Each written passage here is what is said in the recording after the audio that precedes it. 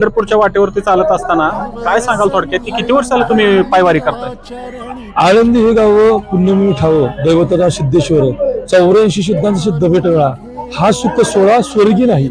हा जो सुख सोहळा आहे हा स्वर्गात सुद्धा नाही. ज्या सुखाकारणे देव वेडावला वैकुंठ सोडून संत सदनी राहिला. हे जे भक्तीचं सुख आहे त्या सुखासाठी देव वैकुंठ सोडून इथं आला आणि या सोहळ्यात नाचूवाला नामदेव कीर्तन करी पुढे देव नाचे पांडुरंग नाचतोय खेळतोय बागडतोय. कुठलंही टेन्शन नाही, चिंता नाही, काळजी नाही, तर आनंदी आनंद आहे. किती वर्षाला तुम्ही पायवारी करताय? 98 सालापासून 98 सालापासून 27-28 वर्ष झाली. 27-28 वर्ष झाली तुम्ही पायवारी करताय. कसा अनुभव आहे तुमचा? आता आज आम्ही बघितलं कशा पद्धतीने अन्न शिजवलं जातं, अन्नदाते आहेत तुमच्या तिथं पुढं, आणि तुम्ही कसं नियोजन करत असता? गेली वर्षभर हे असं नियोजन होत असतं. कशा पद्धतीने करता? दिंडी चालवता तुम्ही? कुठली दिंडी आहे आणि कशा पद्धतीने दिंडी चालवता? मूळ अनुभव असा, साक्षात जरी आपल्याला सगुण रूपात देवाचं दर्शन अजून झालं नसलं म्हणजे असं आपण मानतो झालं असावं तर आपल्याला समजत नाही, परंतु निर्गुण रूपानं असे अनुभव येतात. ह्याच वारीचा यंदाच्याच वारीचा मला सांगतो, वडकीमध्ये आमचा मुक्काम होता, पुण्यातला दुसरा मुक्काम. तिथं दुसऱ्या दिवशीचा फराळाचा जो नाश्ता असतो ते एका व्यक्तीचा होता. त्यांनी शिदा आणून दिला, ठेवला. मूळ ठरलेला तर तो आलाच नाही. दुसऱ्याच माणसाला आचरण आणून दिला. आचरण आणून दिल्यानंतर तो दुसऱ्या दिवशी आमच्याकडून झालाच नाही. तसाच शिदा आमच्या गाडीत राहिला. तो शिदा वर दिवे घाटाला येऊन दुपारचं जेवण तिथं होतं फराळाचं. तर तिथं शेजारी आमच्या दिंडी आली होती, त्यांना त्यांचं साहित्य जुळवलं नव्हतं. एका माणसानं त्यांना बोलवलं होतं पण त्यांनी सोय पाण्याची सुद्धा केली नव्हती. पिणारा माणूस होता, परंतु चुकून आपल्या गाडीत साहित्य होतं ते लगेच त्यांना दिलं. मदत केली दुसऱ्या दिंडीला मदत केली पण ऐका ना, ह्याच्या माग आपलं काहीच नाही. करता करता परमेश्वर आहे. माऊलींची ती लीला आहे. माऊलींनी तो शिदा कुठल्या कुठं कुणाचा आमची ओळख नव्हती, त्यांनी आणून दिला होता. तो शिदा आम्ही वर पोहोचवला ना आमच्या द्वारा पाणी निमित्त मात्र, आणि पोस्टमनचं काम केलं. हो, म्हणजे अनुभव आता माझ्या अंगावर काटा येतोय की कुठल्या कुठं काही संबंध नव्हता. शिदा आलो ना कुठून, टाकला कुठं, आमच्याकडून चुकून राहिला, तो वर नेला. त्यांना जेवण ना फराळाचं नव्हतं, तो त्यांना पोचवला, त्यांनी फराळाचं केलं. म्हणजे माऊलींचा असा मान आतापर्यंत एकही वारकरी उपाशी झोपत नाही. या पंढरीच्या वाटेवरती चालत असताना तुम्ही गेली 27-28 वर्ष पायवारी करताय. कसा नियोजन कसं करत असता तुम्ही? या सर्व एवढा मोठा तुम्ही दिंडीचं 200 लोकांचं नियोजन करत असता. कशा पद्धतीने नियोजन करत असता? किती दिवस अगोदर करता? कशा पद्धतीने आता मुक्कामाच्या ठिकाणी आता आपण पोहोचलोय, कशा पद्धतीने करता नियोजन? बरं का, तसं बारीक अभ्यास केला मी एवढ्या वर्ष. पूर्वी लहान बुद्धी होती पण आता मी अनुभवतो ना, आपण खरंच काय करत नाही. आपण खरोखरच काय करत नाही, निमित्ताचे धनी आहोत. निमित्त मात्र आहे. कारण का आम्ही बघतोय वर्षभर काही ना काही तर प्रपंच गोंधळ चाललेला असतो, पण वारी जवळ ना 1-2 महिन्यात आपोआप सगळं वातावरण बदलतं आणि कुठूनही जुळून येतं तेच कळत नाही. माणसं जुळतात, स्वयंपाक जुळते, पंक्ती वगैरे सगळं जुळतं. तुमचा फक्त शुद्ध भाव पाहिजे, भक्तिप्रेम पाहिजे.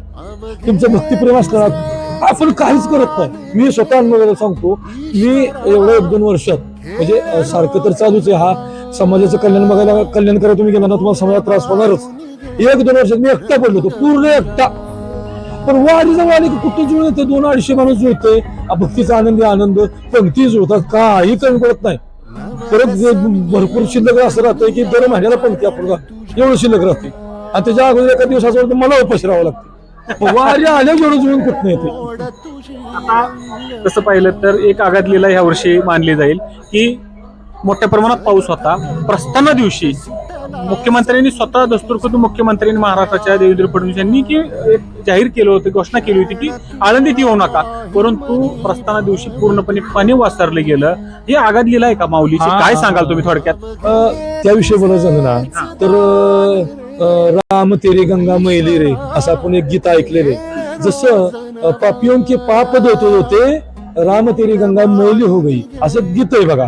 तर पाप ही नदीत आपण स्नान करतो ना, अभ्यंग स्नान किंवा तीर्थाच्या ठिकाणी स्नान म्हणजे काय, आपण झालेली पाप सगळी धुवून जातात. की पाप कलियुगात एवढी वाढलेत की नदीच्या बंधारे घालणं, धरणं बांधणं, म्हणजे या कलियुगातल्या आधुनिक लोकांनी बंधारे घातलेत, ठीक आहे, त्यांच्या सोयीसाठी घातलेत. उलटा परिणाम असा झाला, नदी घाण झालेत. घाण झाले. तुम्हाला माहिती आहे, डाव कंपनी टाकली होती देवमध्ये. त्यांच्या त्या त्यांनी आंदोलन केलं होतं. त्यांनी भंडारदत्त संतवीर भंडारदत्त कलाकारांनी आंदोलन करून ते कंपनी बंद पाडली. का बंद पाडली? त्यांनी जे पाणी सोडलं होतं नदीत, त्या पाण्यामुळं मासे मरून वर इतके आलते की तळंग सगळा दूषित झालं होतं. वारकऱ्यांनी तीर्थ घ्यायचं कसं? म्हणून ही जी इंद्रायणी आहे, ही एक वाहती गंगा आहे आपली. आता इतकी घाण झाली होती ना, हा कोप आहे खरा. नदी रडली आहे. एवढं जे पाणी आलं ना, ती नदी रडली आहे. प्रस्थाना दिवशीच कशी वसरली गेली आणि तिथनं पुढे अजूनपर्यंत पाऊस नाही. म्हणजे कशा पद्धतीने हा अलौकिक लीला आहे का काय? अलौकिक लीला आहे. इंद्रायणीनं दर्शन घेतलं माऊलींच्या महाद्वाराचं, पायरीचं दर्शन घेतलं. जसं वसुदेवाने आपल्या भगवान श्रीकृष्णांना नदीतून पलीकडे येताना वाट दिली, जशी ती लीला भगवान श्रीकृष्णांची, तशी ही लीला माऊलींची. नदीला दर्शन घ्यायचं होतं आणि त्या नदीत जी घाण झाली ना भयंकर, ती धुवून घालायची होती. वारकऱ्यांना तीर्थ शुद्ध करायचे. त्या दिवशीच कसं काय पूर्व सरला? प्रस्थान दिवशीच. त्याच्या अगोदर का ना, त्याच्यानंतर का ना, त्याच दिवशी का? लीला आहे, चमत्कार आहे. आपण निमित्त मात्र. माझा एक प्रश्न होता की आता एवढे आज तुम्ही लोणंद मध्ये आलाय, मध्यवर्ती ठिकाणी आलाय, पंढरपूर आणि आळंदीच्या मध्यवर्ती ठिकाणी आज तुम्ही पोहोचलाय.